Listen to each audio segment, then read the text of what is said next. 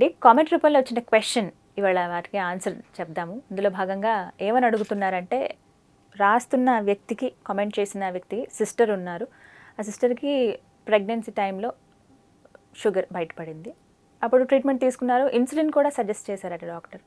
Okay, అంతా బాగానే ఉన్నారు. మదర్ అండ్ బేబీ ఇద్దరు బాగున్నారు. డెలివరీ అయిపోయిన తర్వాత ఇన్సులిన్ కూడా మానేశారు. మంచి ఫుడ్, డైట్ అన్నీ మెయింటైన్ చేయటం, ఫిట్నెస్ అంతా బాగుంది.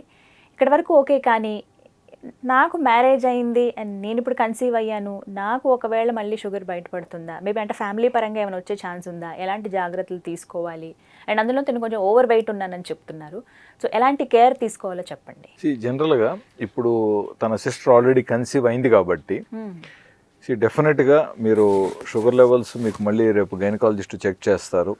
సో ఒకవేళ కానీ అవి నార్మల్ లిమిట్స్ కంటే పైన ఉంటే ఖచ్చితంగా వాళ్ళు కూడా ట్రీట్మెంట్ అనేది ఆఫర్ చేస్తారు.